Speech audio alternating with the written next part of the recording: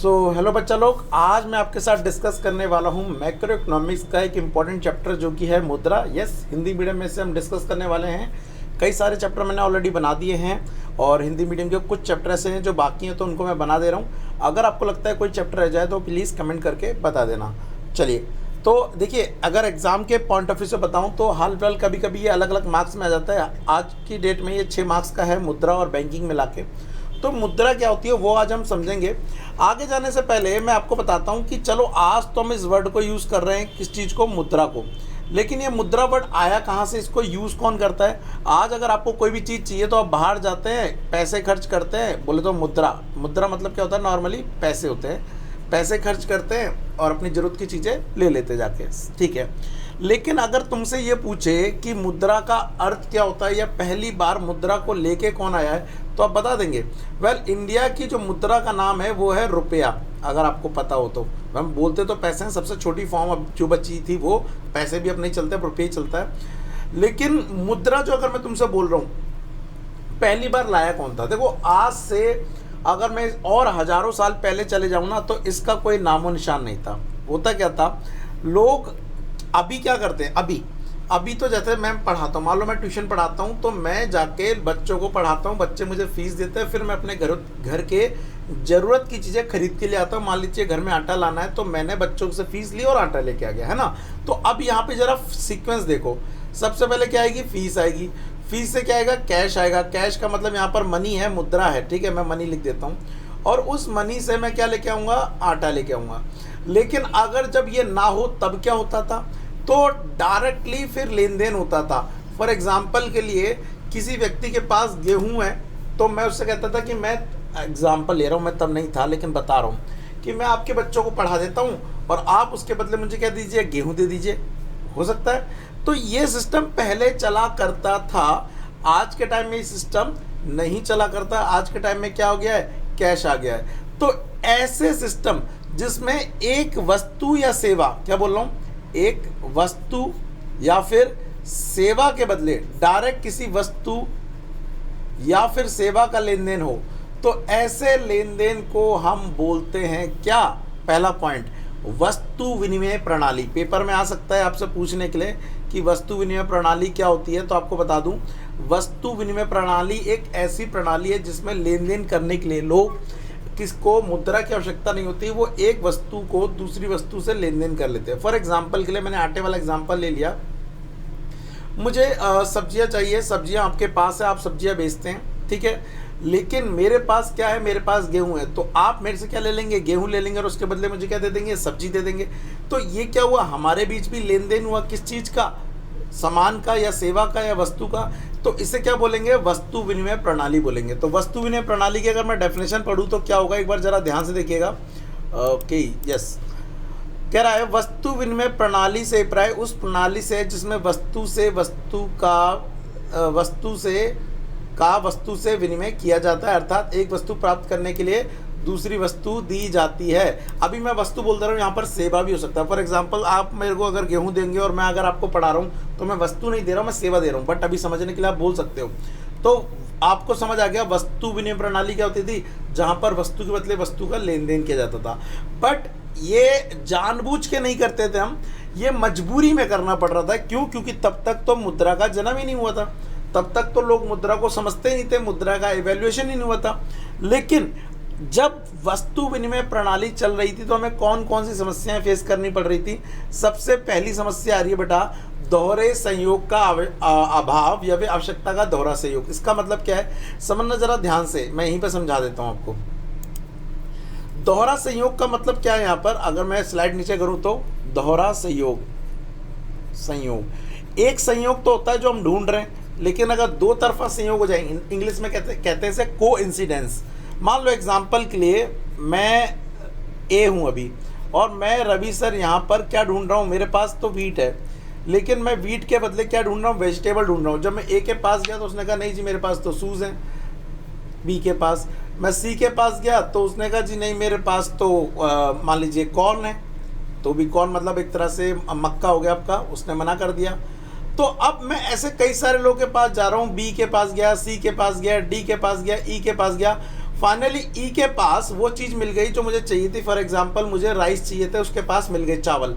तो मैंने बोला चावल दे दे। कह रहा मैं चावल तो दे दूंगा। ध्यान रखना, एक संयोग पूरा हुआ है, मुझे वो व्यक्ति मिल चुका है जिससे मुझे क्या चाहिए, चावल चाहिए। लेकिन वो व्यक्ति कह रहा है मुझे चावल तो मैं दे दूंगा, लेकिन मुझे आपका गेहूं नहीं चाहिए, मुझे तो वेजिटेबल्स चाहिए, सब्जी चाहिए, लेकिन सब्जी मेरे पास नहीं है। तो इससे भी कॉन्ट्रैक्ट नहीं हो सकता। फिर हम आगे गए, फिर बहुत देर जाके एक बंदा मिलता है कि जिसके पास क्या थे, राइस थे, और उसको क्या चाहिए थे, वीट चाहिए थे। तो हमने उसको क्या दे दिए, वीट, और उससे क्या ले लिए, राइस। तो आप देख रहे हैं यहाँ पे लेन देन करने के लिए हमें एक संयोग नहीं चाहिए, दो संयोग चाहिए। इसका अर्थ सामने वाला हमारी वस्तु में क्या होना चाहिए, इच्छित होना चाहिए, इंटरेस्टेड होना चाहिए, और हम सामने वाले की में। ठीक है। तो वस्तु विनिमय प्रणाली करने में बहुत सारी समस्याएं आती थी। इसमें से एक समस्या तो यही थी, दोहरे संयोग का अभाव। दूसरी समस्या थी मूल्य मापक का अभाव। ये क्या होता है, मूल्य मापक का मतलब होता है किसी भी चीज़ का हम मूल्य नहीं कर सकते थे। फॉर एग्जाम्पल के लिए कि जो मैंने यहाँ पे लिखा है, मान लेते हैं मेरे पास एक बकरी है और आपके पास एक घोड़ा है। तो अगर मैं कहूँ ठीक है मेरे से एक बकरी ले लो और अपना एक घोड़ा दे दो, तो काम चल जाएगा क्या?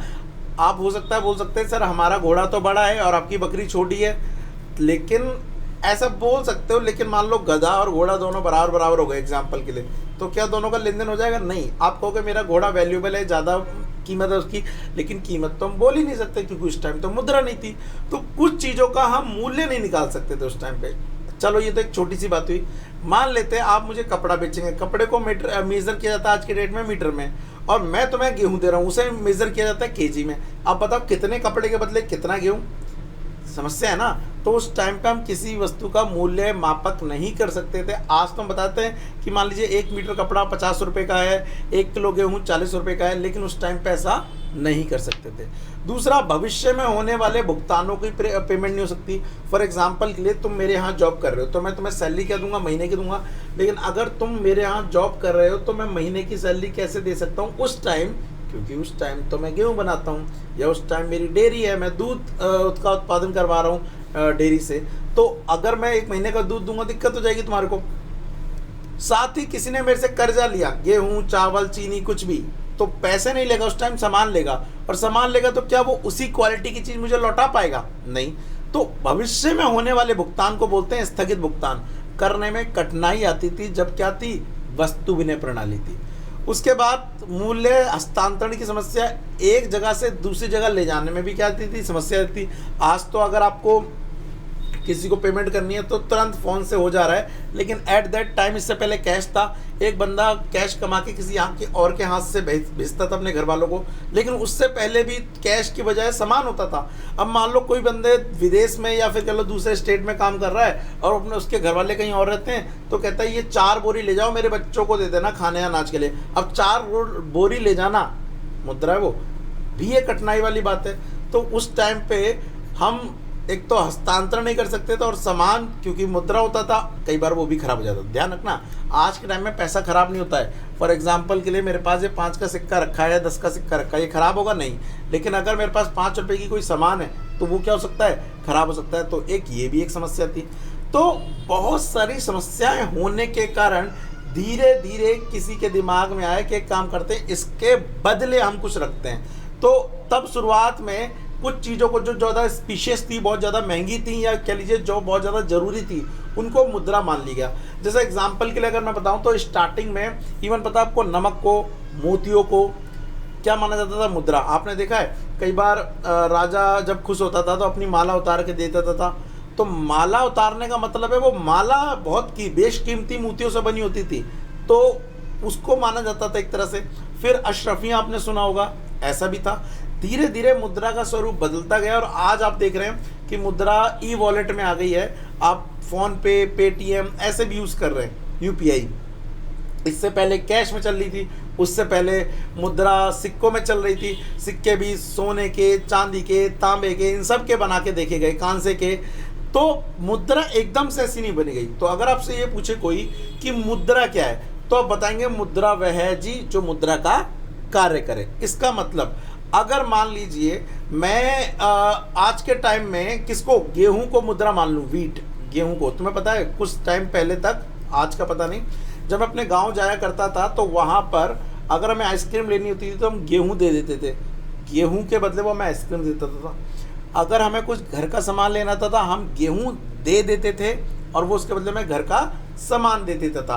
तो इस केस में गेहूँ क्या हुआ, मुद्रा हुआ। तो अगर आपसे कोई ये पूछे मुद्रा क्या है, हो सकता है आप ऐसे बोल दें जी 10 का नोट, जी ये जी वो, बट नॉर्मल डेफिनेशन ये है, मुद्रा वह है जो मुद्रा का कार्य करे, जिसको तुम और मैं, मतलब एक बंदा पेमेंट ले रहा है, एक बंदा पेमेंट दे रहा है, बात खत्म, वो मुद्रा। आपको शायद पता हो बीच में 2016 में नोट बंद किए गए थे 500 और 1000 के। आप तो बहुत छोटे होंगे लेकिन तब भी समझो, 8 नवंबर को वो मुद्रा बंद हो चुकी है 2016 में, लेकिन 9 नवंबर को तब भी लोग पुराने नोट लेके चल रहे थे। और मान लीजिए एक बंदा 500 का नोट मुझे दे रहा है फीस के तौर पर, मैं ले रहा हूँ, तो इस केस में वो मुद्रा हुई ना, क्योंकि एक बंदा दे रहा है और एक बंदा एक्सेप्ट कर रहा है। तो मुद्रा वह है जो मुद्रा का कार्य करे। 1 मिनट, ठीक है। सो अब बात करते हैं आगे के टॉपिक की। मुद्रा की डेफिनेशन समझ आ गई, मुद्रा क्या है, जो मुद्रा का कार्य करे। अब इसी के बेस पर पेपर में आ जाएगा कि मुद्रा के कार्य करे, लेकिन मुद्रा होती क्या है, इसके कार्य क्या है। तो ध्यान रखना, जो वस्तु विनिमय प्रणाली की समस्याएं हैं वही इसकी क्या है, कार्य। दोहरा सहयोग को खत्म करके क्या ये लेके आ गया, विनिमय का माध्यम। अब सबसे पहले अगर आपके पास वीट है, गेहूं है, आप उसको किस में कन्वर्ट कर लीजिए, मुद्रा में कन्वर्ट कर लीजिए। मुद्रा में कन्वर्ट करने के बाद अगर आपको कपड़ा लेना है, आप कपड़ा ले लीजिए, क्या दिक्कत है, ठीक है। तो विनिमय का माध्यम बना। साथ के साथ वीडियो को स्टॉप करके रीड करते हो जाएगा, कोई दिक्कत वाली बात नहीं है। बाकी नोट्स के लिए आप इस नंबर पे मुझे मैसेज करना, तो मैं आपको बता दूंगा नोट्स कैसे मिलेंगे। 9873611140। चलिए दूसरा, अब क्योंकि मुद्रा आ चुकी थी तो हम वीट का, गेहूं का, सोने का, हर चीज का मुद्रा में मूल्य निकाल सकते थे। ऐसे ही भविष्य के भुगतान भी कर सकते थे। मैंने बोला ना, जो बार्टर सिस्टम, जो वस्तु विनिमय प्रणाली की समस्याएं थी, वो यहाँ पर क्या बन गई, इसकी कार्य बन गए। और इसी से हम क्या कर सकते थे, भविष्य में होने वाले भुगतानों की पेमेंट भी कर सकते थे, ठीक है। क्योंकि मुद्रा आने से सारी चीज़ हो गई। आज किसी को आप पैसे भेज सकते हैं, आप किसी को सैलरी दे सकते हैं महीने की एक साथ, है ना। भविष्य में स्थगित भुगतान की पेमेंट करने की बात कर रहा हूँ। तो ये बड़ा ईजी हो गया मुद्रा के आने से, ठीक है। चलो बच्चा लोग, आज मैंने आपके साथ क्या डिस्कस किया है, आज मैंने मुद्रा का पार्ट 1 डिस्कस किया है। और इसके अंदर मैंने मुद्रा क्या होती है, वस्तु विनिमय प्रणाली क्या होती है, और मुद्रा के कार्य डिस्कस किया। आपसे एक बार वीडियो को स्टॉप कर करके रीड भी कर लेना, ठीक है। अगली क्लास में आपके साथ इसके इंपॉर्टेंट टॉपिक डिस्कस करूंगा, जिसमें सबसे पहले तो ये डिस्कस करेंगे कि मुद्रा के प्रकार क्या होते हैं, और उसके बाद मुद्रा की पूर्ति क्या होती है। ये एग्जाम में बहुत ज़्यादा आता है, तो वेट करना सेकंड पार्ट का। तब तक के लिए thank you, tata, bye bye.